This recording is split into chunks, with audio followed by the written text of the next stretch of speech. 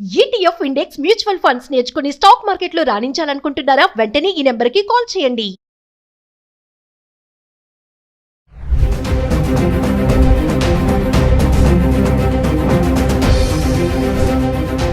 నమస్తే, welcome back to Suman TV. ప్రస్తుతం మనతో పాటు ఉన్నారు consumers affairs committee chairman Mandari Krishna Reddy గారు. నమస్తే సార్. నమస్తే అమ్మా.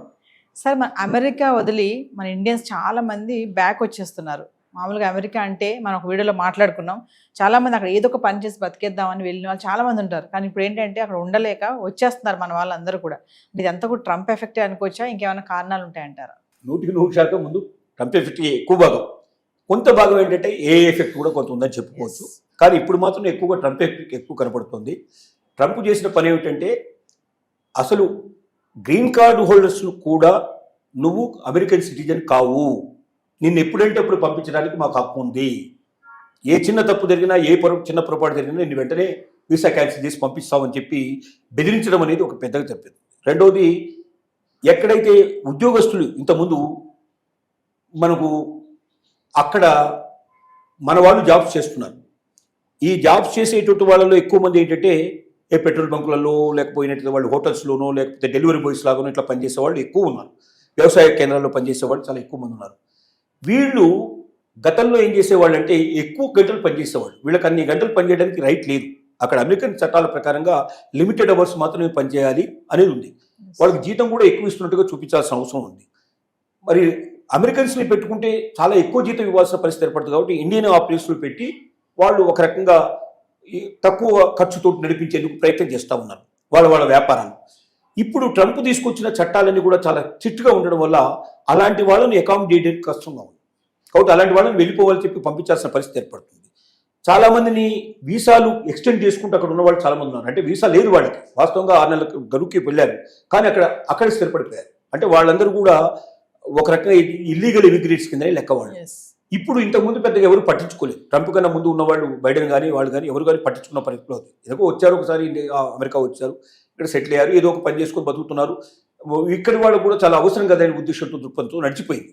కానీ ఇప్పుడు ట్రంప్ వచ్చిన తర్వాత అలాంటి వాళ్ళందరినీ ఏరి బయటకు పంపించేస్తున్నాడు.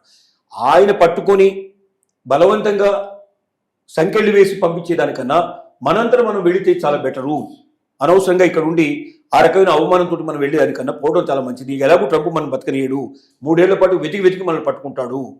తర్వాత కూడా ట్రంప్ మీద విపరీతంగా ఒక రకంగా అంటే 2 రకాలు ఉన్నాయి. వ్యాపారాలు నష్టపోవడం వల్ల కొంతమంది వ్యాపారస్తులు వ్యతిరేకమైనారు.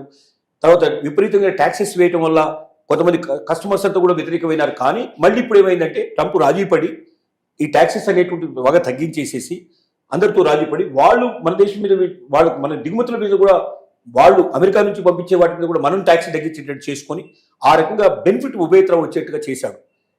మొదట బాగా ఇబ్బంది పడ్డటువంటి అమెరికన్స్ కూడా ఇప్పుడు ఏం గ్రహించారంటే మన అమెరికాకు చాలా మేలు జరిగింది, మన ట్యాక్సెస్ కూడా ఇతర దేశాల్లో మన వస్తువులు ఎక్కువ అమ్ముకునే పాసిబిలిటీ ఏర్పడుతుంది, కాబట్టి మనం ఇండస్ట్రీస్ బాగా డెవలప్ చేసుకోవచ్చు, ఎంటర్ప్రెన్యూర్షిప్ డెవలప్ చేసుకోవచ్చు అనే ఉద్దేశం కూడా ఉన్నారు. కాబట్టి రోజు రోజుకి మళ్ళీ కొంచెం ట్రంప్కు సపోర్ట్ పెరిగే పరిస్థితి ఏర్పడింది. ఈ పరిస్థితుల్లో, ఈ సిచ్యువేషన్స్లో ఇక ట్రంప్ మనల్ని ఎలాగూ ఇక్కడ ఉండనివ్వడు, కాబట్టి మనం జాగ్రత్త పడి ముందే వెళ్ళడం మంచిది. ఎలాగో ఉద్యోగం చేసుకోలేకపోతున్నాం, ఉపాధి చేసుకోకపోతున్నాం, కోల్పోతున్నాం మనం అనేటువంటి ఉద్దేశంతో ఎవరైతే ఇల్లీగల్ ఇమిగ్రేట్స్ ఉన్నారో వాళ్ళందరూ వెంటనే వెనక్కి వచ్చే ప్రయత్నాలు చేస్తున్నారు. ఈవెన్ ఏ ఎఫెక్ట్ కూడా ఉండడం వల్ల ట్రంప్ కాకుండా ఆర్టిఫిషియల్ ఇంటెలిజెన్స్ కూడా కొంత పని చేస్తుంది. ఎందుకంటే ఇప్పుడు మనం చూస్తున్నాం అక్కడ మనిషి చేసే పనిని అది చేస్తుంది. ముఖ్యంగా భారతీయులు ఎందుకు కోరుకుంటున్నారంటే భారతీయుల్లో లీడర్షిప్ ఉంది, భారతీయులు ఎగ్జిక్యూటివ్ చేసేటువంటి అవకాశం ఉంది. ఇప్పుడు మనం చూస్తే పెద్ద పెద్ద కంపెనీలందరికీ భారతదేశం నుంచి వెళ్ళిన వాళ్ళు, ముఖ్యంగా సౌత్ ఇండియా నుంచి వెళ్ళిన వాళ్ళు హెడ్స్గా ఉన్నారు. పెద్ద పెద్ద కంపెనీస్కి అందరికీ మనకు మైక్రోసాఫ్ట్ చూసినా లేకపోతే ఇంకోటి చూసినా ప్రతి కంపెనీకి మన వాళ్ళు హెడ్స్గా ఉన్నారు. అంటే ఒక పెద్ద ఆర్గనైజేషన్ నడపగలిగేంత లీడర్షిప్ క్వాలిటీస్ మన దగ్గర ఉన్నాయి. కానీ ఏ వచ్చిన తర్వాత ఎవడు నడపాల్సిన అవసరం లేదు, ఏ నడుపుతుంది కావాలంటే అనేటువంటి పరిస్థితి ఏర్పడిన తర్వాత అలాంటి వాళ్ళకు కూడా భయం పట్టుకుంది. కాబట్టి చాలామంది ఇంకోటి ఏమైందంటే ఇతర దేశాల్లో ఎవరైతే వచ్చి అక్కడ కంపెనీస్ నడపాల్స్తున్నారో వీసాలన్నీ ఆపేయటం వల్ల కంపెనీ ఎక్స్పాన్షన్ ఆగిపోయింది. బయట వాళ్ళు ఎవరు ఎక్స్పాన్షన్ వాళ్ళు చేసుకోవడానికి పాసిబిలిటీ లేకపోయిన పరిస్థితి పడుతుంది. దాని ఎఫెక్ట్ కూడా చాలా పడింది. దాని ఎఫెక్ట్ పడటం వల్ల కూడా అక్కడ ఉన్నటువంటి కంపెనీలు రన్ చేయాలంటే కొత్త వాళ్ళని పంపిస్తే కానీ అది ఇంకా బాగా ఎక్స్పాండ్ చేసే అవకాశం ఉంది. ఉన్న ఎక్స్పాన్షన్ సరిపోవడం లేదు. అలాంటి పరిస్థితులు ఏంటంటే కొంతమందిని విత్డ్రా చేసేసి ఇండియాకు పిలిపించేటువంటి ప్రయత్నం కూడా కొంత కంపెనీలు చేస్తున్నాయి. ఇలాంటి అన్ని రకాలైనటువంటి ఒత్తిళ్ల వల్ల అక్కడ ఉండడం కన్నా భారతదేశానికి వెళ్ళి ఇప్పటి నుంచి అక్కడ ఏదైనా మనకు ఎంటర్ప్రీనర్షిప్ స్టార్ట్ చేసి మనం ఒక కంపెనీ స్టార్ట్ చేసి ఎంతో కొంత మనం పురోగతి సాధిస్తే వాడు మనల్ని మెడబట్టి బయటికి పంపించేదానికన్నా మనమే పోవడం మంచిది అనేటువంటి దృక్పథంతో ఎక్కువ మంది ఖాళీ చేసి ఇండియాకు రావడానికి ప్రారంభించారు. చాలా వందలు కాదు వేల సంఖ్యలో వస్తున్నట్టుగా వార్తలు వస్తున్నాయి.